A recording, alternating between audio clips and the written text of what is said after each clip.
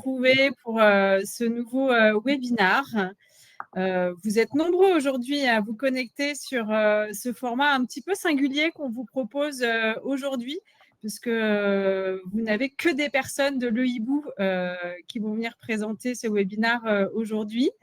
Et en fait, on est parti d'un constat que je pense vous faites tous sur le marché actuellement.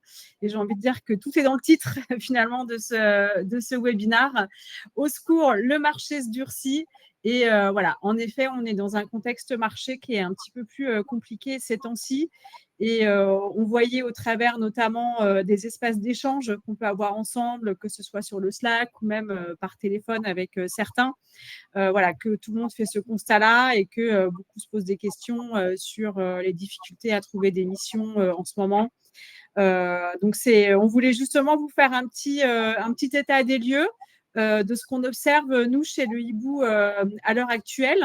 Et surtout, vous délivrer quand même les conseils qui permettent de sortir du lot, ou en tout cas, voilà ce que nous, on peut observer chez le Hibou qui marche et qui ferait la différence pour décrocher des missions.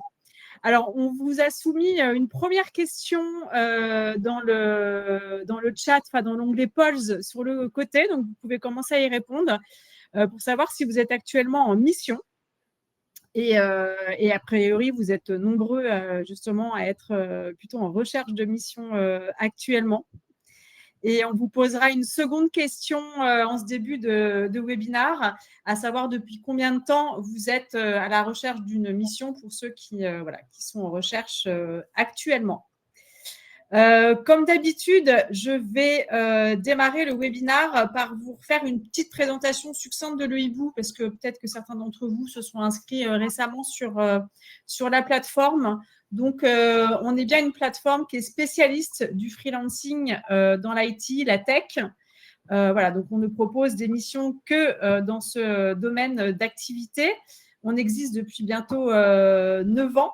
Et on travaille essentiellement avec des grands groupes partout en France, donc des grands groupes ou des grosses ETI qui vont nous soumettre leurs besoins en termes de prestations et qu'on va après essayer de vous proposer. Donc, vous êtes aujourd'hui 100 000 à être inscrits sur la plateforme Le Hibou.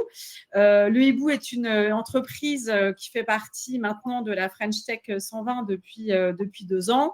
Et parce qu'on affiche en effet des niveaux de croissance qui sont assez élevés chaque année. Et on devrait clôturer l'année 2024 avec 120 millions de chiffre d'affaires.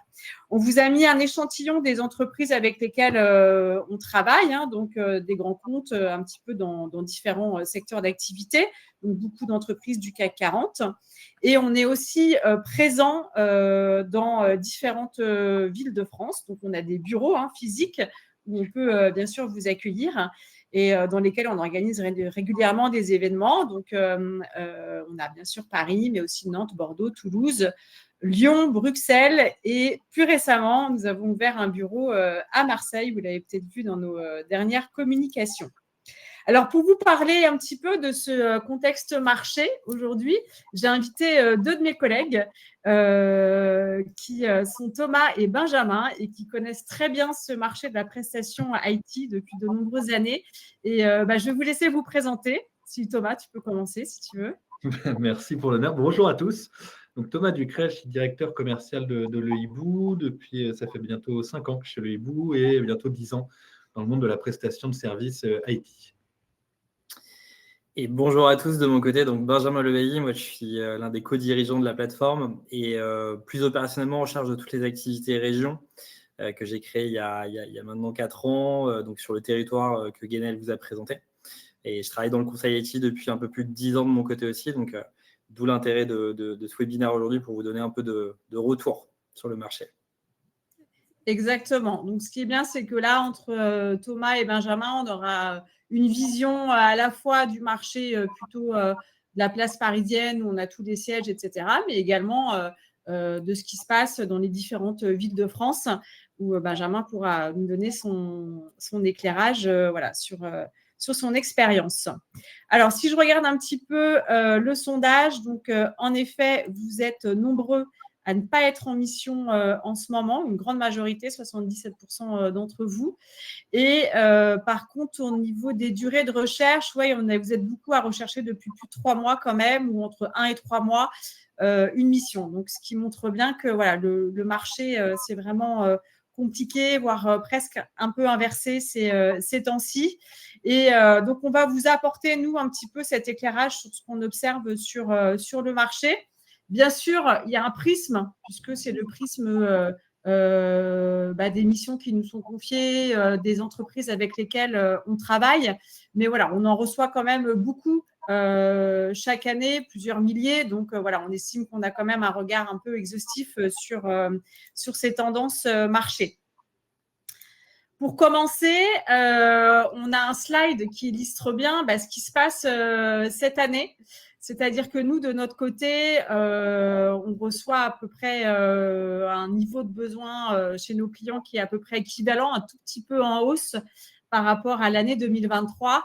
En revanche, le volume de candidatures, il a plus que doublé cette année sur chacune des annonces qu'on publie sur notre plateforme, ce qui illustre bien l'état du marché actuel où en effet vous êtes de plus en plus nombreux à être en recherche de missions. Si on regarde un petit peu plus dans le détail, donc depuis les 6 derniers mois, nous, on a 6 domaines qui sont qui représentent 3/4 des missions, des annonces qu'on a sur le hibou. On a 2 domaines prédominants qui sont le cloud et l'infra d'un côté, et de l'autre côté, tout ce qui est de l'ordre de l'applicatif, donc le développement ou aussi le management de produits. Et derrière, on va avoir des missions en management de projet, des missions dans le domaine de la data, de l'IA, aussi dans le domaine de la cybersécurité, sécurité, et sur le même niveau, tout ce qui est management de transition et conseil en stratégie. Et là, je me retourne vers mes collègues. Peut-être que vous pouvez donner un éclairage plus précis sur les tendances que vous voyez sur chacun de ces domaines actuellement. Je vais commencer du coup, mais effectivement, 2 grosses tendances, effectivement. Le cloud et l'infrastructure, ça a toujours été un domaine en forte demande. C'est un des domaines de spécialisation de l'EIBU aussi, si je devais nuancer un petit peu.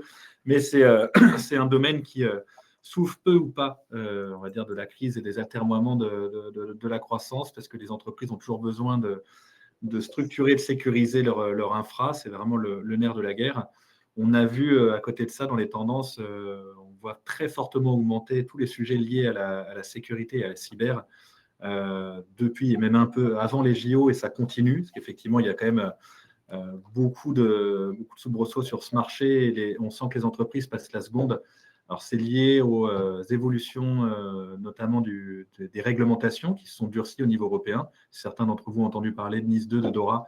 Ça a un impact très concrètement sur les entreprises concernées, mais aussi sécuriser les entreprises, puisque on a vu une énorme recrudescence des cyberattaques ces dernières années. Et à côté de ça, sur l'applicatif, la data, on voit de plus en plus, et là je pense que j'en surprendrai aucun d'entre vous aussi, une recrudescence des demandes, une accélération des demandes côté IA. C'est un sujet dont vous entendez, tout le monde entend parler depuis des mois, voire des années. Nous, on a tardé à voir les demandes arriver sur le marché, puisque c'était des sujets qui étaient très internes, qui étaient très développés en interne par nos clients, sous la forme de POC, etc., et qui sortaient très peu, qui étaient très peu ouverts à l'externalisation, en tout cas à la prestation. Et ce qui est moins le cas cette année, là, on voit vraiment une accélération des demandes côté IA. Donc, on sent que les entreprises ont dépassé le stade de POC et commencent à mettre en production leurs sujets, ou vont un peu plus loin que ce qu'elles avaient anticipé jusqu'ici. Oui, tout à fait. Et ça, en fait, ces évolutions illustrent bien un peu le contexte dans lequel on est. Je pense que ça fait à peu près une bonne année maintenant que le ralentissement s'est ressenti. C'est alimenté en ce moment par le contexte géopolitique international, donc dans le domaine industriel notamment, où il y a des vrais problèmes de fourniture des matières premières et du coup de livraison et de production. Mais on voit, on sent qu'en fait, ce qu'on observe, c'est que le cloud, l'infrastructure, qui sont des domaines clés pour les entreprises sur lesquels ils doivent continuer de maintenir leur système à niveau et sur lesquels il y a des projets de migration continue vers le cloud et autres. Donc, ça reste un niveau fort. Et l'ensemble des arbitrages maintenant, côté plutôt applicatif, sont plutôt orientés vers de l'IA et de la cybersécurité, au détriment des projets plus traditionnels, digitaux, applicatifs classiques. Et donc, il y a une vraie notion d'arbitrage. Ce qu'on observe, c'est qu'en fait, depuis 7 à 8 mois, on a beaucoup moins de cadrages qui sont faits chez nos clients. Il y a beaucoup moins de missions en amont, d'études, de programmes, de projets. Et donc, naturellement, ça a de plus en plus d'impact sur la partie plutôt applicative traditionnelle, sur tous les niveaux de poste. On parle d'architecture ou on parle de développement applicatif classique. Et donc, il y a cet arbitrage qui est fait et plutôt en faveur de ces domaines sur lesquels il y a de l'enjeu fort. Un autre point, si vous parcourez un peu les actualités de CIO Online ou ce genre de choses-là, sur les prévisions 2025, en gros, les DSI estiment une augmentation d'à peu près 5% des budgets qui leur sont consacrés l'année prochaine, en fonction après des secteurs et des groupes. Mais ce qu'on observe, c'est que cette augmentation va être en grande partie utilisée dans le coût des assets, le coût des licences, le coût du cloud qui augmente chaque année aussi. Et donc, ça laisse peu de place à des investissements supplémentaires. Et c'est ça qu'on voit aujourd'hui, c'est qu'il y a un attentisme, il y a une prudence par rapport au contexte de la part de toutes les boîtes et qu'il y a toujours des projets, il y a toujours des missions qui sont proposées, bien sûr. Ça continue d'augmenter et nous, on est en croissance, on garde un niveau de croissance qui est très bon. Et néanmoins, ça a ralenti par rapport aux années précédentes et donc, c'est lié à tout ça, quoi. Voilà. Ok, merci à tous les deux. Et donc, en effet, je regarde un petit peu les questions. Comment on explique cette explosion du nombre de candidatures ? Je pense qu'il y a deux phénomènes. Il y a le phénomène aussi où le freelancing continue à avoir le vent en poupe. Et donc, vous êtes de plus en plus nombreux à vous mettre à votre compte. Et d'un autre côté, oui, on a clairement une baisse des propositions de mission au global de la part des entreprises, comme l'expliquaient Benjamin et Thomas. Voilà, il y a des projets, en tout cas, qui se ralentissent ou qui se font pas. Une petite précision, peut-être, pour rajouter à ce que tu viens de dire, Guénaël, sur effectivement ralentissement du nombre de missions, mais pour vous apporter aussi un peu plus de visibilité. Une recrudescence qu'on observe aussi chez les grands comptes clients, la nearshorisation, offshorisation des activités ou création de centres de services, c'est quelque chose qu'on revoit apparaître qui est assez cyclique. Ce qui veut dire que les recherches, les demandes de recherche qu'on reçoit sont sur des missions, des postes qui sont vraiment très spécialisés sur des compétences, soit de management, de pilotage, soit des compétences techniques très poussées pour des activités qui ne sont vraiment absolument pas externalisables, en tout cas à l'étranger. Ok, merci en tout cas pour les précisions. Ensuite, ce qu'on observe aussi de notre côté, c'est que là, il y a toujours des annonces qui proposent des conditions, en tout cas, qui sont intéressantes. Pour vous, beaucoup de remote, toujours dans les annonces. Donc là, nous, c'est 2/3 des annonces où il est précisé que le remote est possible. Alors, c'est souvent du remote partiel, quelques jours par semaine. Et surtout, on est toujours sur de la mission assez longue. De notre côté, 12 mois de durée médiane d'émission, ce qui laisse le temps de souffler un peu et de voir venir pour la suite et l'évolution du marché. Je ne sais pas si vous souhaitez ajouter quelque chose là-dessus, Thomas et Benjamin. Effectivement, le remote, ce n'est pas un sujet. Effectivement, c'est rentré. Alors, je sais qu'il y a eu beaucoup de craintes avec les annonces d'Amazon ou autres de retour sur site. Ce n'est pas quelque chose qu'on observe encore, en tout cas qu'on a observé chez nos clients. La tendance est plutôt, effectivement, en général, c'est 2 jours de télétravail par semaine dans quasiment toutes les missions qu'on voit passer. Les missions full remote, bon, ça, c'est la petite différence par rapport à la sortie, à la période post-Covid. Les missions full remote, pour le coup, on n'en voit plus du tout. En tout cas, côté Paris, il n'y en a plus aucune. Il y a une présence sur site qui est vraiment redemandée par nos clients. Mais on est entre 2 et 3 jours par semaine de télétravail par semaine. C'est dans ce qui se fait tendance actuelle. Ça, pour l'instant, on n'observe pas de grands changements. En revanche, en effet, c'est un peu le jeu de l'offre et de la demande. Là, ce qu'on observe sur cette année, c'est une petite baisse quand même des TJM, donc de l'ordre de 3 à 5% entre 2023 et 2024. Donc ça, il faut quand même l'avoir en tête et en tenir compte, en tout cas, dans la façon dont vous vous positionnez sur les missions? Elle n'est pas énorme cette baisse au final par rapport au contexte de ralentissement dans lequel on est. On n'observe pas de baisse très forte. 3 à 5%, ça reste assez raisonnable.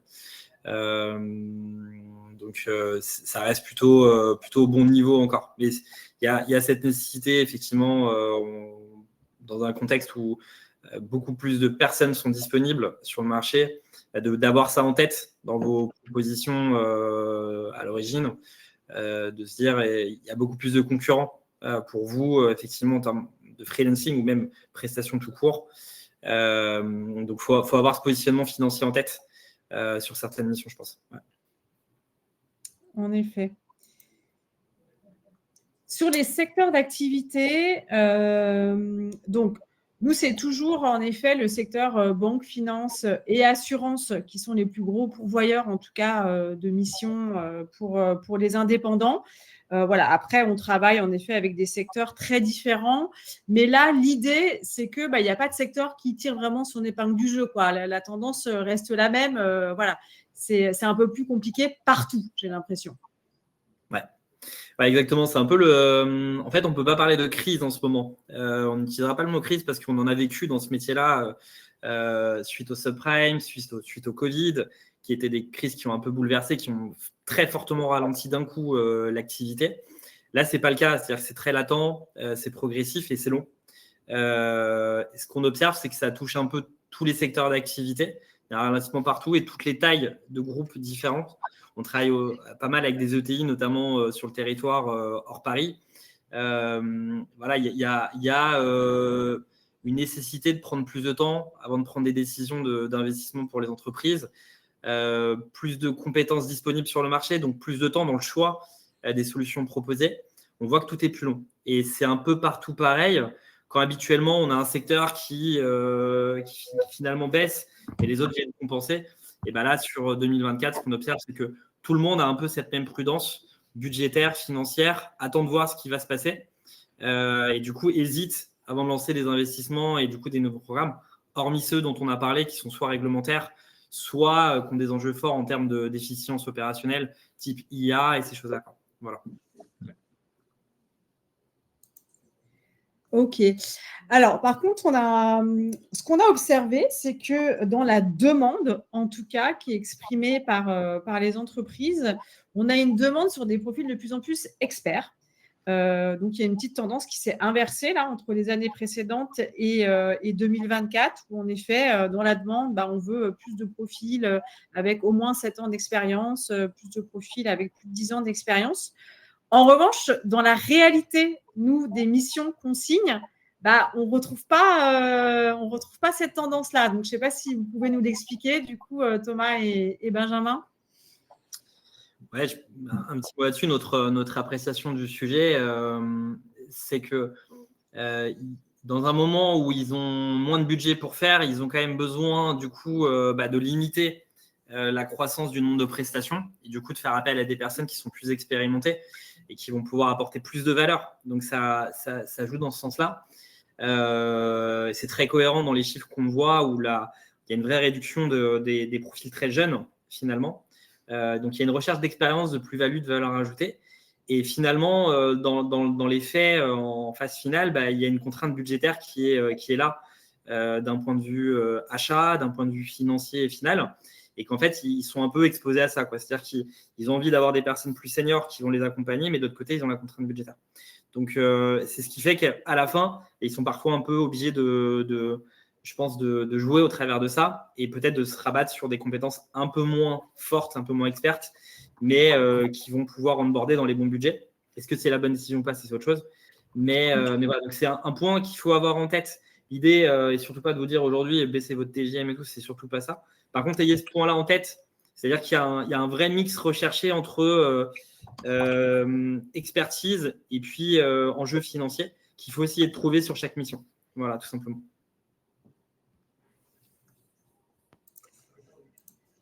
Ok. Et enfin, voilà, juste pour notamment toute la communauté qui est présente en région, Bon, là, c'est pareil, on retrouve le même équilibre des annonces qu'on reçoit entre Paris et région, un petit peu plus à Paris qu'en région, mais voilà, ceci dit, il n'y a pas, je pense, une ville qui est plus impactée qu'une autre.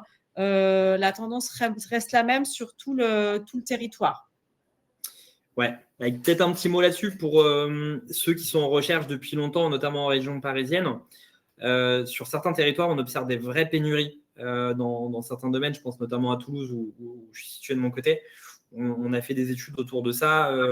Sur Toulouse, on estime que dans 2 ans, il y aura besoin de 5000 professionnels en cybersécurité. Aujourd'hui, il n'y en a que 3000. Il y a des zones, en gros, sur lesquelles vous pouvez aussi vous renseigner, si ça fait partie de vos projets, que d'être mobile et si vous avez des souhaits à ce niveau-là. Il y a des territoires sur lesquels il y a plus de pénuries dans des grandes métropoles et qui peuvent matcher avec vos recherches de carrière et où le type de mission que vous voulez rechercher. Donc, n'hésitez pas à être curieux et à aller vous renseigner sur d'autres régions. On a des bureaux, nous, partout en France, donc on peut en parler avec vous. Ça peut débloquer des situations où vous êtes en recherche depuis plusieurs mois. Je pense notamment à ceux qui cherchent depuis plus de 3 mois. Ça peut vous aider aussi à accéder à des missions complètement différentes et à accéder à un autre marché au final. Exactement. Je fais une petite pause aussi, parce que je vois quand même pas mal de questions passer aussi sur le chat et des questions qui sont intéressantes. Je voyais une question notamment sur quelqu'un qui demandait que les clients pensent se tourner vers le mode centre des services au lieu du mode régie et donc choisir quelques grandes ESN pour assurer la gestion externalisée d'une partie de leur infra. Qu'est-ce qu'on en pense? Donc, effectivement, c'est ce qu'on disait tout à l'heure, le recours au centre de services est assez accru. Mais à l'inverse, ça fait naître aussi un autre type de demande. C'est justement, les entreprises ont besoin de pilotes de ces centres de services ou de challenger ces centres de services qui peuvent être externalisés. Et donc, la demande côté freelancing est là pour piloter ces centres de services. Et pour répondre à une autre question aussi, parce qu'on parle aussi efforts budgétaires, etc., ou baisse de TGM parfois qui peut être nécessaire pour répondre à des demandes clients. J'ai vu plusieurs fois la question passer. Il va de soi, nous, j'ai vu certaines critiques passer, le markup des plateformes est toujours indexé sur le TGM. Donc, effectivement, le markup baisse aussi. Il va de soi que les efforts, ils sont faits de toutes parts, pas que côté freelance, il est aussi côté plateforme. Nous, c'est nécessaire. Les efforts ne sont pas que concentrés sur les freelances. Et si on demande à un freelance de faire des efforts, ben, il est accompagné par des efforts aussi. Voilà, c'est conjoint qu'on avance et le but n'est pas de dire de compresser le TGM des freelances pour maximiser de l'autre côté le markup plateforme. C'est un effort commun et nous, on en est bien conscients. Et ce qu'on vous partage aujourd'hui, c'est le retour au marché, un retour assez factuel sur ce qu'on voit en ce moment. Alors, il y a pas mal de questions sur les TJM. Alors, c'est vrai que voilà, on pourrait s'étendre en effet sur les TJM par domaine d'activité, par région, etc. Après, comme on dit, la baisse, elle n'est pas non plus. Voilà, on est d'ordre de 3 à 5% au global. On n'a pas l'impression que ça s'écroule non plus, quoi. On arrive à. Alors, il n'y a pas d'écroulement global. Il y a des domaines dans lesquels c'est peut-être plus difficile aujourd'hui. Je ne sais pas si certains d'entre vous travaillent dans l'agilité, mais il y a certaines régions dans lesquelles l'agilité aujourd'hui a plus de difficultés, par exemple. Voilà, il y a des secteurs dans lesquels on sent qu'il y a une baisse plus forte parce qu'on fait moins appel à ce type de prestations. Mais pour autant, il n'y a pas une énorme baisse des TGM et c'est aussi là-dessus qu'on voulait vous donner nos retours parce que il ne faut pas se dire qu'il faut complètement baisser son niveau d'intervention. Quand on apporte de la valeur, il faut aussi la valoriser d'un point de vue TGM, quoi. Donc, nous, ce qu'on va faire, c'est 3 à 5%. On pourrait faire un baromètre, effectivement, région par région, mais ça implique de descendre très opérationnellement, parler d'un domaine, métier, niveau d'expérience. Voilà. C'est hyper précis si on doit aller là-dessus. Mais voilà, ça vous donne un peu déjà l'ordre d'idée en termes de positionnement de ce que vous pouvez rencontrer comme tendance chez les clients actuels, quoi. Voilà. Absolument. Alors maintenant, on vous a préparé quelques conseils, en tout cas pour mettre toutes les chances de votre côté pour décrocher des missions. En effet, c'est mathématique, vous êtes plus nombreux sur une mission, donc il va falloir aussi de votre côté faire tous les efforts nécessaires pour que votre profil sorte vraiment du lot. Et la première chose qu'on voulait vous dire, c'est vraiment soigner son CV, soigner son profil, prendre le temps quand même de bien expliquer ses expériences. On conseille toujours de mettre un résumé de son parcours au début du CV et d'essayer de l'adapter à l'offre en question. Et après, de privilégier un CV qui soit à la fois synthétique, lisible et impactant. Si vous souhaitez mettre une photo professionnelle sur votre CV, ce n'est pas une obligation, mais en tout cas, si vous le faites vraiment une photo pro. Prenez un petit budget pour aller chez un photographe, faire un petit shooting d'une photo professionnelle, mais vraiment, ça fait la différence quand même. C'est l'image que vous donnez en premier lieu, donc ça reste hyper important. Bien détailler, bien sûr, toutes vos compétences. Si vous avez des certifications, pour que ce soit aussi lisible d'entrée de jeu sur le parcours.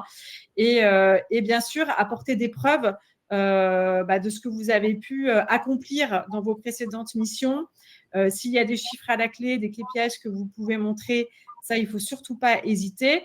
Et bien évidemment, continuer à mettre à jour vos disponibilités sur les plateformes où vous êtes présents.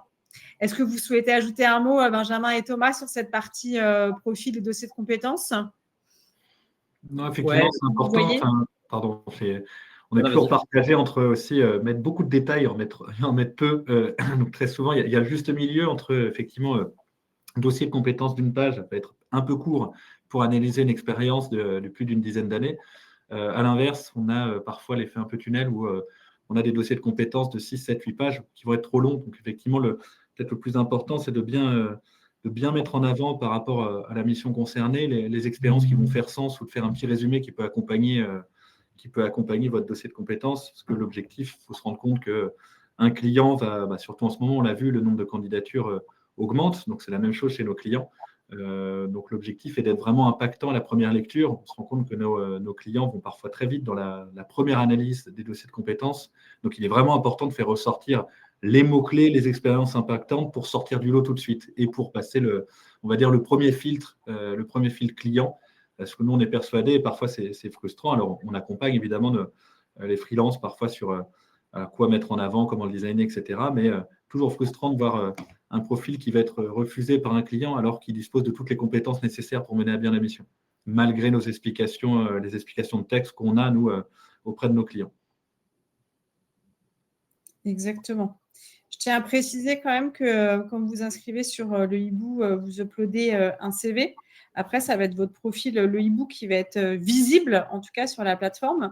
Mais mais nous, on se sert du CV que vous uploadez sur le hibou, en tout cas, pour le présenter aux clients quand on fait l'intermédiaire. Donc, ça reste hyper important, en tout cas, cette partie CV que vous uploadez sur la plateforme.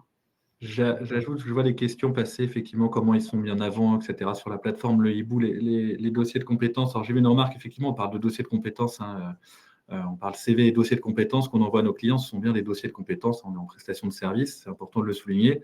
D'autre part, sur effectivement la mise à jour des disponibilités, oui, c'est une manière de faire remonter votre profil sur la plateforme. Effectivement, juste en se connectant, je voyais quelqu'un qui posait la question, il faut supprimer son profil et recréer un nouveau profil pour être sûr de remonter dans les premiers résultats. Pas du tout. Il faut juste se mettre à jour son profil, ses expériences, pour remonter dans les dossiers de compétences actualisés. Donc, mettez juste à jour votre disponibilité. Est-ce que vous êtes disponible sous 1 mois, sous 2 mois, sous 3 mois, etc. Et vous allez remonter dans les dossiers fraîchement actualisés. Yes. Et je vois des questions par rapport aux ATS, par rapport à la gestion de tout ça. Alors, l'ATS, c'est quelque chose que vous allez retrouver quand vous postulez directement chez des clients, mais plutôt par la voie RH. C'est plutôt les RH qui utilisent ce type d'outils-là. Aujourd'hui, nous, les clients avec lesquels on travaille ont des plateformes, mais qui n'analysent pas les CV, qui n'analysent pas tout ça. Et en fait, ça va être une proposition qui est faite par notre équipe commerciale avec un client qui connaît. Et donc, c'est une lecture complètement différente. On ne passe pas par ces formats ATS avec quelque chose qui préfiltre votre CV. Il n'y a pas de notion de suppression ou rajout votre profil chez nous. Le fait qu'un nouveau profil qui s'inscrit n'a pas plus de visibilité qu'un ancien profil chez nous. Ça ne fonctionne pas du tout comme ça. On est vraiment sur un parcours, sur une expérience. Au contraire, c'est plutôt même l'historique des contacts qu'on a avec vous, qui va faire que vous allez remonter plus ou moins dans nos recherches et vous êtes plus ou moins visible, quoi. Donc, pas besoin de supprimer et de recréer un profil. Ça ne change rien du tout pour le coup chez nous. Non, ce qui va être important, c'est effectivement pour chaque expérience, avoir quand même un petit peu de détails, notamment sur l'environnement technique. Vous avez utilisé, c'est très important. Parfois, c'est des détails qui peuvent être omis et c'est des détails qui sont souvent importants et pour nous et pour les clients. Le contexte toujours de la mission, les tâches effectuées, surtout les résultats obtenus. C'est souvent quelque chose qu'on voit qui manque un petit peu parfois sur certains dossiers de compétences. Et c'est important de voir la valeur ajoutée que vous avez eue chacun dans votre mission, quelle était votre tâche, quel était votre rôle. C'est ça qui va être, qui doit transparaître plus que le contexte global de la mission. Évidemment, il est important, mais il faut aller un peu plus loin, en tout cas dans le détail. Il y a quelqu'un qui demande, donc c'est Frédéric, c'est quoi la différence entre le CV et le dossier de compétences? C'est un nom, surtout. Pour être honnête, hein, c'est un nom, mais en fait, c'est simplement que le CV, c'est ce que vous uploadez la plupart du temps sur les différentes plateformes avec lesquelles vous pouvez travailler. C'est votre outil de base. Et que dans le business model, on va transmettre un dossier de compétences ou dossier de référence, on peut l'appeler un peu différemment, qui traduit le fait de parler des références que vous avez sur les missions précédentes. Donc, on va effacer toute donnée nominative, on va effacer la partie hobbies, toutes ces choses-là qui sont très personnelles. On peut même aller jusqu'à effacer les formations en fonction de ce qui est demandé par un client en termes d'anonymisation. On va parler vraiment d'offres, donc de compétences d'une société, en l'occurrence la vôtre, dont vous êtes salarié ou président ou autre, en fonction de votre statut, quoi. Donc, c'est ça la différence. Voilà. Pour répondre à une autre question, les projets perso peuvent faire la différence, effectivement, quand ils sont en lien avec le secteur du client. Je pense à certains qui animent des webinars, qui ont fait des publications, etc., qui ont écrit des ouvrages. Ça, effectivement, c'est des plus. C'est toujours, ça fait ressortir du lot. Après, non, je vous rassure, nos clients, et puis nous les premiers, que vous ayez des hobbies ou pas, ce n'est pas ce qui va faire la différence pour une mission. Même si moi, je trouve ça toujours très intéressant et enrichissant d'en savoir un peu plus sur les freelances avec lesquels on travaille, mais ce n'est pas ça qui va faire la différence sur le côté pro, en tout cas. Le deuxième point, et j'ai envie de dire que c'est peut-être un des plus importants sur les 5 qu'on va vous donner, c'est vos avis et références clients. Et je sais que certains sont parfois réticents à donner des références parce que voilà, ils ne veulent pas qu'on aille les démarcher ou autre. Mais les chiffres parlent d'eux-mêmes et franchement, ça fait clairement une différence dans le contexte actuel. Nous, ce qu'on a observé, c'est qu'avec 1 ou 2 recommandations clients, vous avez 2 fois plus de chances de décrocher une mission. Et là, on atteint des taux de transformation à 20% dans ce cas-là. Quand il y a 3 ou plus recommandations, là, on double encore la mise. Donc, 4 fois plus de chances de remporter une mission. Et là, les taux de transformation, ils sont de l'ordre de 50%. Donc, les clients, ils veulent vraiment de la réassurance. Ils ont vraiment besoin de savoir comment ça s'est passé dans vos expériences précédentes. Donc, c'est vraiment un point qui est crucial aujourd'hui pour décrocher une mission. Ouais. C'est un point sur lequel on insiste beaucoup. En fait, si vous voyez un peu tout ce qu'on vous dit depuis quelques minutes, c'est on est sur un marché qui se ralentit, moins de demandes, beaucoup plus de candidats disponibles. Donc, si on ne veut pas baisser son TJM et perdre en valeur, en niveau de vie, il faut qu'on démontre un peu plus qu'avant encore la valeur qu'on peut apporter parce qu'il y a plus de candidats potentiels. Donc, vous avez la partie présentation de votre offre, donc votre dossier de compétences, l'HCV, fonction de comment on l'appelle, mais surtout apporter la preuve. Et qui de mieux que vos anciens clients, anciens responsables pour en parler.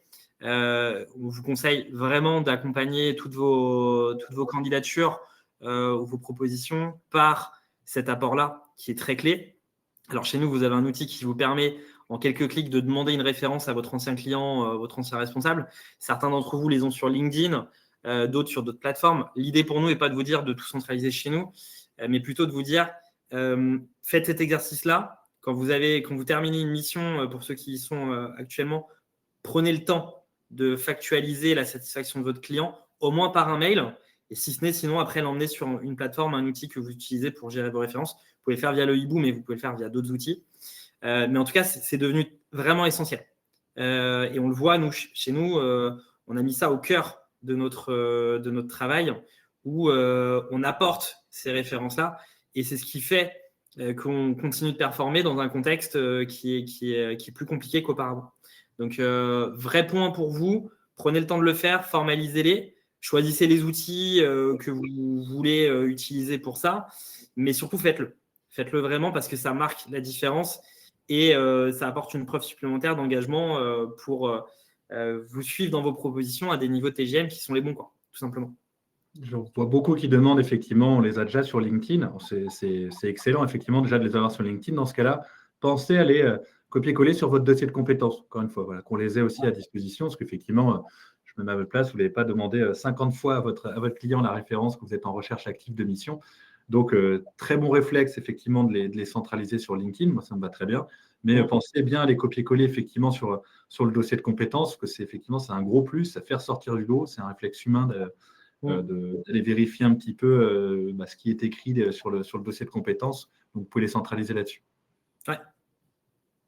Donc, sur le profil de but, on met où les recos LinkedIn? Vous pouvez les mettre directement, je vous dis, sur votre dossier de compétences. Voilà, on les verra, il faut que ça ressorte. C'est peut-être le premier élément que vous pouvez mettre. Voilà. En nous renvoyant, voilà, je sais qu'il y en a beaucoup aussi qui font des renvois sur leur profil LinkedIn en disant pour les références, CF au profil LinkedIn. Très bien. Voilà, ça me va aussi. On va les voir, on les transmet. On fait le copier-coller. Voilà. Ce qui est important, c'est que nos clients puissent les vérifier. Et je rassure aussi certains, parce qu'on a très souvent cette réaction des freelances quand on va demander des recommandations. La peur en fait, de la prospection agressive des plateformes, il va de soi que quand on demande, il en va de notre image avant toute chose. Quand on fait des demandes de référence, c'est uniquement pour prendre la référence. On ne fait pas de prospection sur les références transmises par les freelances. Ce n'est pas apprécié par les freelances, je le comprends. C'est encore moins apprécié par les clients. Une prise de référence doit être utilisée à bon escient et pas pour aller faire de la prospection commerciale. C'est pour ça que chez nous, vous avez un outil qui est automatisé. C'est-à-dire que vous pouvez le faire par mail sans contact humain avec nous. Donc, il n'y a pas de notion du tout de prospection. L'idée, c'est surtout de centraliser vos références, quoi. Il y a une question autour du fait que des RH participent à des entretiens. Ça peut arriver, c'est assez rare. Mais normalement, si vous avez ça dans un contexte, c'est qu'il y a une logique où, en général, la société a une envie de pré-embauche. Donc, ça peut arriver. Chez nous, c'est extrêmement rare. Mais ça peut arriver de temps en temps. En tout cas, chez nous, vous aurez toujours un contact humain dans le cadre de vos process. C'est important aussi. On n'est pas sur un modèle full digitalisé, comme certaines plateformes le proposent. On part du principe qu'on est sur des prestations qui sont de longue durée. On ne choisit pas son prestataire sur une plateforme uniquement. Et nous, on va accompagner tout le dispositif avec vous. Donc, on vous parle de la mission avant de proposer votre profil et votre intervention. On évoque tout ça. Et donc, si jamais on sait que le client imagine d'internaliser la compétence à terme, on vous en parle automatiquement avant même de proposer votre intervention. Voilà. Et les RH qui accompagnent le recrutement de freelance, c'est plutôt pour les très petites structures, ça, en général. Oui. Ça peut arriver, mais c'est les plus petites structures. Troisième conseil, donc là on passe un peu à la phase entretien. Vous avez été shortlisté et que le client veut vous recevoir. Là aussi, on a quand même 2-3 conseils à vous prodiguer pour ces entretiens-là. Déjà, on vous conseille toujours d'aller vous renseigner un minimum sur l'entreprise, sur l'équipe qui vous reçoit, sur le projet en question, voire sur la personne que vous allez voir en entretien. C'est toujours bien d'arriver en ayant quelques connaissances, en tout cas, sur l'entreprise en question. De bien soigner sa présentation le jour J, même si ça se fait bien souvent en visio. C'est important de bien présenter quand même quand on arrive en visio. Prenez des notes pendant la conversation. Ces notes-là pour vous servir derrière pour poser des questions pertinentes pendant l'entretien. Et puis surtout, montrez votre intérêt pour la mission, montrez votre motivation pour la mission. Donnez en effet des preuves de succès, et si vous avez des références, vous pouvez les rappeler en effet pendant cet entretien. Et ce qu'on conseille aussi, c'est à la fin, une fois que vous avez raccroché, rédiger un mail post-entretien pour rappeler votre motivation pour la mission. Ça fera toujours la différence auprès du donneur d'ordre final.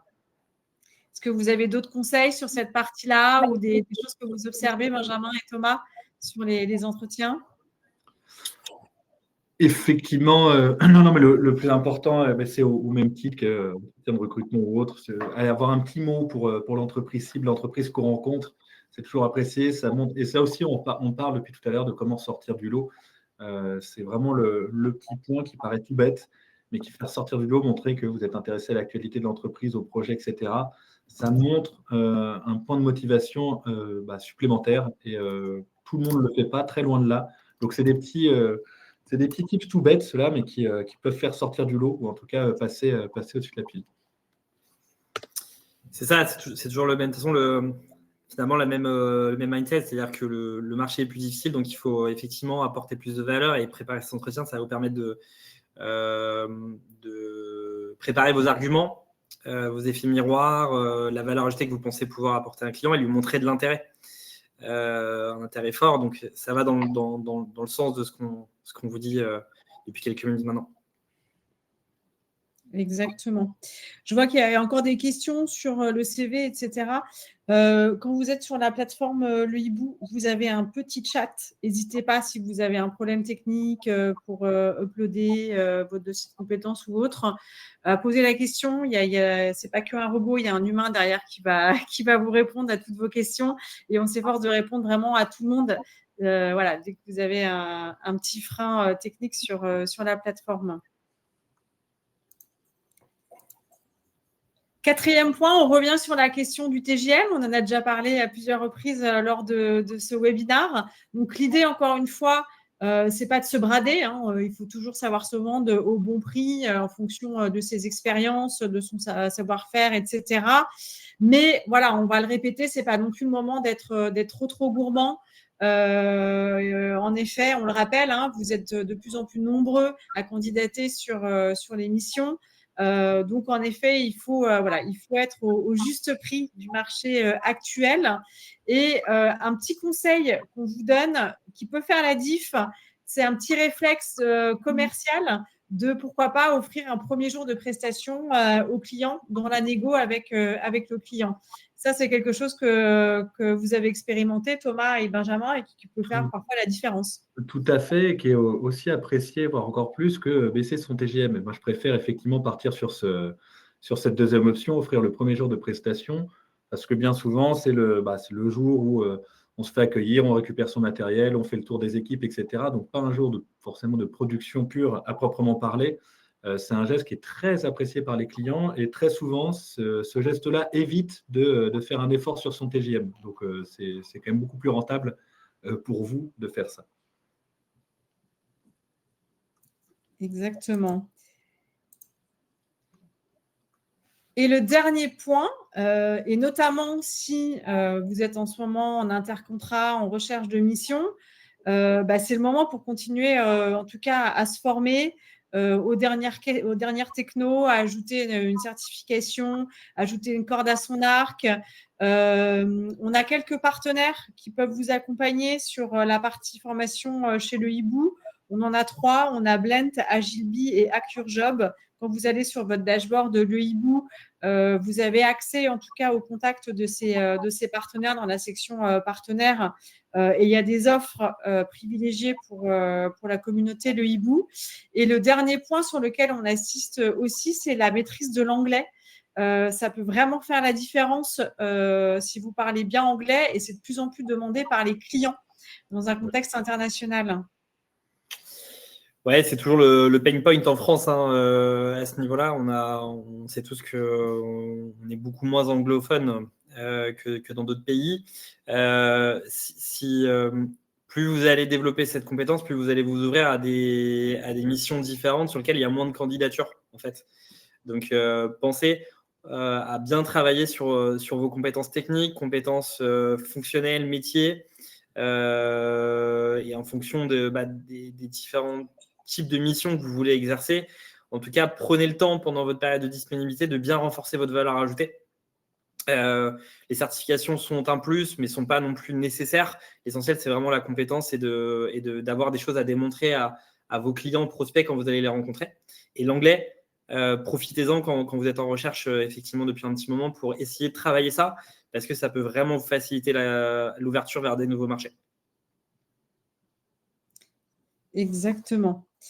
Alors peut-être que maintenant, alors nous on en a fini sur la série de conseils qu'on voulait vous donner. Donc bien sûr, il n'y a pas de garantie de décrocher la mission avec tout ça, mais en tout cas, vous allez mettre toutes vos chances de votre côté.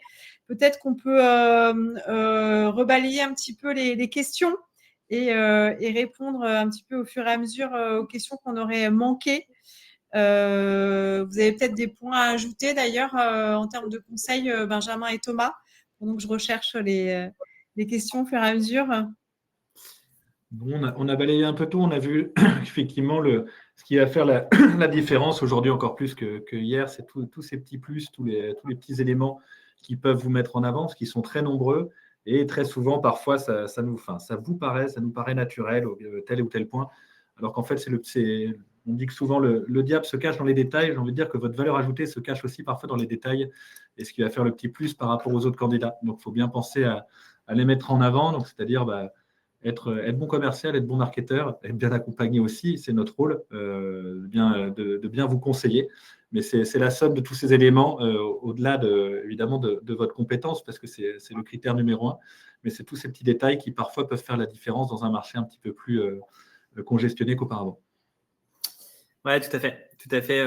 Pour résumer, c'est un marché qui se complexifie, donc une notion de valeur ajoutée à démontrer supplémentaire pour éviter d'en venir à baisser son TJM trop fortement. Donc, essayez de travailler ça le plus possible par la préparation d'entretien, par du temps passé sur votre proposition, donc votre dossier de compétences CV en premier lieu. Et puis les références, on insiste beaucoup dessus. Prenez-les, communiquez-les. Si c'est pas forcément les coordonnées, c'est le mail de référence qui va bien. Apportez de la preuve. Voilà. C'est vraiment le point. Et puis, travaillez vos compétences le plus possible. Le marché est compliqué, mais on garde, nous, une dynamique de croissance qui est très, très bonne. Donc, le marché n'est pas non plus impossible en ce moment. Et on est dans un contexte qui est juste, encore une fois, plus long que d'habitude. Les crises, en général, sont plus rapides. Il y a un impact fort et ça finit par remonter quelques mois plus tard ou ça repart quelques mois plus tard, comme on l'a connu dans le passé. Là, c'est simplement que ça s'installe sur la durée, c'est latent, et donc ça a des effets plus compliqués parfois parce qu'on l'observe moins, en fait, on la voit moins arriver. Donc voilà, tout simplement. J'en profite sur la question des contacts avec le hibou. Il y a quelques questions qui étaient posées sur comment rencontrer les équipes commerciales le hibou. On organise des événements qui sont trimestriels, qu'on appelle After Free Work, en fonction des différentes régions. Alors, dans toutes les régions de France, tous les 3 mois, on réunit les personnes avec lesquelles on travaille, les personnes qui sont inscrites chez nous, pour essayer de rencontrer tout le monde. On ne peut pas le faire parce qu'il y a quand même beaucoup d'inscrits chez nous, mais n'hésitez pas à y participer, à vous y inscrire. Il y a des communications qui sont faites très régulièrement là-dessus. Et pour ceux qui sont en région, n'hésitez pas à nous contacter directement sur LinkedIn pour passer nous voir dans les différents bureaux, pour échanger. On essaye d'accueillir le plus possible les personnes qui s'inscrivent chez nous. Voilà. J'ai aussi une question sur Benjamin, tu pourras aussi rebondir dessus. Je vois que le hibou envisage-t-il de s'attaquer à des structures de plus petites envergures, start-up, scale-up, PME, ETI dans le futur? C'est déjà le cas, en fait, pour répondre à votre question, Vincent. C'est vrai qu'on parle beaucoup depuis tout à l'heure des grandes entreprises, etc. Alors, pardonnez-moi, c'est peut-être aussi ma vision. C'est assez parisien, hein, pour être très franc avec vous. Guénel le disait tout à l'heure, on a beaucoup de sièges de grands groupes qui sont à Paris. Mais on ne s'est jamais fermé justement aux ETI, bien au contraire, parce qu'il y en a qui sont intéressantes, encore moins en région. Effectivement, le tissu est encore le maillage économique est encore plus dense à ce niveau-là qu'à Paris. Nous, ce qui va compter, c'est plutôt c'est l'intérêt des missions, la durée des missions aussi. C'est vrai qu'on a à cœur aussi de pouvoir aussi vous offrir, vous présenter des missions pérennes et qui sont de moyenne longue durée. Ce que chacun d'entre vous, j'imagine, cherche de la stabilité et de la visibilité à long terme. Du coup, il y avait une question de Véronique qui disait du coup les compétences qui sont les plus demandées en ce moment. Est-ce qu'on est sur DevOps, front-end, back-end, de l'IA On revient un petit peu au sujet tout début du webinaire. Peu de développement applicatif à proprement parler, effectivement. Tout ce qui va être cloud infra, donc DevOps, etc., effectivement, c'est très demandé, ou des solutions infra très précises. L'IA, on le disait tout à l'heure, est un sujet qui monte effectivement énormément en ce moment, tout comme la cyber, direction de projet. Ouais, ça, puis c'est très dépendant des sociétés. En fait, le sujet qu'on voit, pour revenir sur ce qu'on disait par rapport au domaine tout à l'heure, c'est qu'il y a moins de gros engagements budgétaires qui sont mis sur des projets applicatifs traditionnels. Les arbitrages vont plutôt en faveur de choses réglementaires à enjeu fort. Cybersécurité fait partie des préoccupations majeures des entreprises aujourd'hui. Il y a une préoccupation autour de la transition énergétique et donc de l'efficience de l'entreprise à ce niveau-là. Donc, il y a beaucoup de projets qui sont orientés sur comment est-ce qu'on peut réduire notre impact dans les différentes sociétés. Et donc, ça fait appel à de la data, ça fait appel à de l'IA notamment. Et puis après, on a de l'infrastructure qui est là et qui est nécessaire au fonctionnement de toute société aujourd'hui, qu'elle soit industrielle ou qu'elle soit service type bancaire et autres. Donc, c'est pour ça qu'on voit moins de demandes sur l'applicatif, parce que c'est simplement que les projets et les investissements financiers sont arbitrés vers d'autres domaines. Ça ne veut pas dire qu'il n'y en a plus du tout. Il y en a encore plein et il y aura toujours besoin d'équipes de développement pour maintenir, faire évoluer les différents SI des clients. Mais on voit que les investissements et donc la hausse d'activité va notamment vers ces métiers-là. Voilà, tout simplement. Et je vois, pour répondre aussi, je vais essayer de faire un petit résumé aussi des questions. On a beaucoup de demandes sur la tendance actuelle, comment on le sent là à l'instant T. Ça va plutôt être, normalement, c'est plutôt une période qui va être dynamique. Les arbitrages budgétaires sont finalisés ou sur le point d'être finalisés chez la plupart de nos clients. Donc, on voit certains clients qui là commencent à anticiper les demandes sur 2025. Donc, nous, on est très à l'affût en ce moment. Et je vous conseille de l'être parce que on voit que certains clients commencent à rouvrir les vannes, entre guillemets, des missions ou des prestations qui avaient été mises en pause parce que les budgets de l'année prochaine sont votés. Vous donnez à ce stade, par contre, des perspectives sur 2025, ça va être compliqué ce qu'on les attend. On est en train de faire le point avec nos clients. On voit quand même des tendances sectorielles, on en a parlé tout à l'heure. Tout ce qui est banque-finance, effectivement, est un peu moins dynamique qu'auparavant parce que c'est un marché qui est encore plus sensible, on va dire, aux tensions géopolitiques, aux tensions des marchés. Et en ce moment, ces derniers mois, il y a eu quand même énormément d'incertitudes. On n'est pas sur la meilleure année pour le luxe. Le luxe a un petit peu souffert cette année. Alors, est-ce que le luxe est en danger? Pas du tout. C'est pas ce que je vous dis, mais c'est une année de ralentissement de la croissance pour certains acteurs du luxe. On voit par contre le retail un petit peu augmenter. L'énergie est un marché que je trouve relativement stable, en tout cas aussi en secteur d'activité.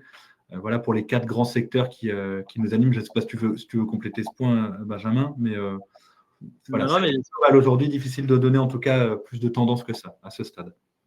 Non, la tendance qu'on voit, et c'est les DSI qui en parlent le mieux, comme je vous le disais au début de notre intervention, l'estimation de l'augmentation de leur budget est à peu près 5% pour 2025. Donc, il va y avoir une hausse des budgets alloués à l'IT.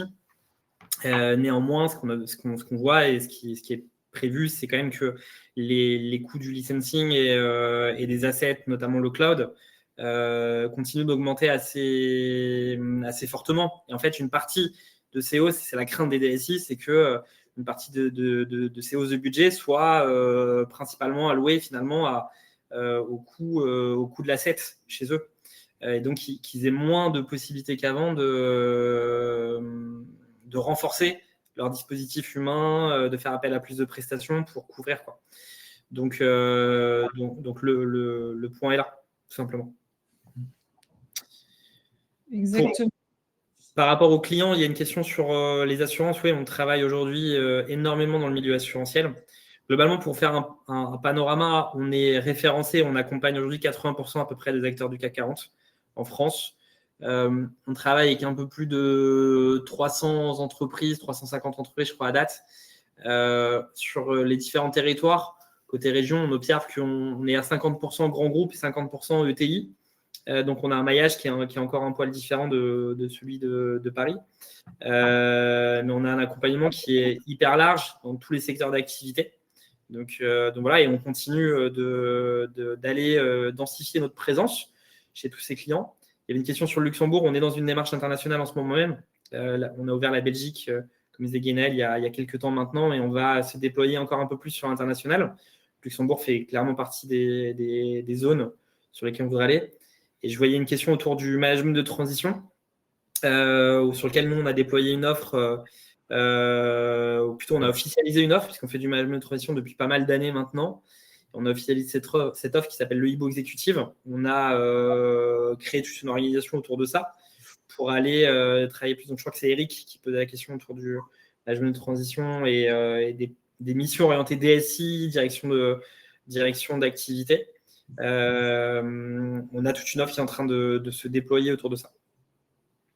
Et je vois plusieurs questions passer là-dessus. Oui, on est bien référencé en direct chez nos clients. On n'a pas d'intermédiaire, justement. Ce n'est pas du tout le business model du Hibou d'avoir une ESN au milieu. Bien au contraire, c'est travailler en direct. On a des référencements spécifiques. Notre modèle est basé sur la transparence à tous les niveaux. Donc, il faut que nos clients sachent qu'on ne fait que des prestations en freelancing. Donc, on travaille qu'avec des freelances, pas avec des consultants salariés. Et du coup, pas d'intermédiaire, pas de couche d'intermédiaire, parce que l'objectif est effectivement de ne pas grignoter le TGM de consultant, c'est que vous soyez rémunéré à la hauteur de vos compétences, de votre expérience, de votre valeur ajoutée. Donc, l'intermédiaire, c'est grignoter le TGM des freelances. Ce n'est pas du tout notre philosophie. Il y a beaucoup de questions quand même sur le markup. Est-ce que vous pouvez rappeler comment il fonctionne chez le Hibou? Parce que toutes les plateformes n'ont pas le même mode de fonctionnement. Je vais rebondir là-dessus, parce que je parlais de transparence, ça va jusque-là aussi chez le Hibou. Le markup, il est appliqué effectivement sur votre TGM, mais facturé au client. C'est-à-dire que le Hibou ne facture rien aux freelance, donc c'est important de vous l'ayez en tête, le TGM que vous allez indiquer sur la plateforme, c'est le TGM que vous souhaitez avoir, c'est le TGM qui sera présenté également au client, et on applique un markup dessus. Le markup, difficile de vous dire quel est le markup appliqué face à nos clients, parce que c'est justement ce qu'on négocie. Il ne sera jamais le même face à un client A qu'un client B. C'est notre travail de le négocier. Ce que je peux vous dire, en tout cas, c'est que par rapport aux ESN, on n'est pas du tout sur le même niveau de markup. On est à minima, on entre en 2 et 3 fois moins cher que les ESN sur les markups appliqués. Plutôt 3 fois d'ailleurs. C'est important de comprendre que c'est côté client, c'est pas côté c'est pas côté freelance. Ouais. Et donc le pourcentage, en fait, il y a un pourcentage qui varie, mais qui est facturé au client et qui varie en fonction de critères qui sont le volume d'activité qu'un client va nous confier. Aujourd'hui, vous avez dans le top 3 de nos clients, on réalise entre 15 et 20 millions de chiffres d'affaires avec certains clients qui font appel à nos services hyper régulièrement. Donc naturellement, ils ont accès à des conditions qui ne sont pas les mêmes qu'une société qui va faire appel à nous 2 fois dans l'année. Voilà, il y a ça, il y a la durée de la mission. C'est très dépendant de ça. Une mission de 3 mois, une mission d'1 an n'est pas du tout la même chose en termes de rentabilisation de la phase de recherche, de sourcing mise en place. Voilà, donc, c'est tous ces critères-là qui font évoluer le markup, qui est facturé au client. Et le point essentiel pour vous, c'est que ça part de votre TGM à vous. Donc, on ne facture pas des frais comme certaines plateformes le font avec un frais automatique, un fils automatique à la Airbnb, tout simplement. Voilà. Donc voilà. Et en termes de fourchette, aujourd'hui, on est entre, grosso modo, je pense qu'on est entre, en moyenne, on doit être aux alentours de 15%. Voilà. Exactement. Bon, là aussi, on fait preuve quand même de transparence sur cette partie-là. Ouais. Je vois l'heure qui tourne. On va arriver au bout de notre webinaire. Vous étiez très, très nombreux aujourd'hui à suivre ce webinaire et on comprend, vu le contexte actuel. Je suis désolée si on n'a pas pu répondre à exactement toutes les questions. On va vous laisser une adresse mail à laquelle vous pouvez nous écrire. Je suis en train de la taper sur le chat. Vous allez recevoir tous le replay de ce webinaire avec aussi le contact auquel vous pouvez nous écrire. N'hésitez pas, en tout cas. On s'excuse s'il y a des questions qu'on n'a pas abordées, mais vous pouvez nous contacter sur la plateforme via mail. Pour ceux qui sont inscrits sur notre plateforme Slack, aussi sur le Slack, on peut répondre à toutes ces questions. On espère vous avoir apporté un éclairage, en tout cas, sur le contexte actuel. Quelques conseils pour en effet sortir du lot qui sont valables que vous postuliez à une mission de Hibou ou non, d'ailleurs. Et en espérant en tout cas que 2025 reparte bien à la hausse pour tout le monde et que tout le monde y trouve son compte. Merci Benjamin et merci Thomas pour l'intervention. Et merci à tous pour vos questions qui sont super intéressantes et pour votre participation. Et effectivement, on travaille d'arrache-pied à 2025 et faire en sorte de vous apporter toujours plus d'opportunités. Comptez sur nous là-dessus. Ouais, et on se retrouve pour un prochain webinaire début décembre où on parlera fiscalité en cette fin d'année. Tout autre sujet, en effet, pour optimiser cette fois-ci son imposition. Merci à tous. On vous souhaite un bon appétit et puis surtout de trouver en tout cas la mission qui vous convient dans les prochains jours ou dans les prochaines semaines. Merci à tous. Merci à tous. Merci. À très bientôt.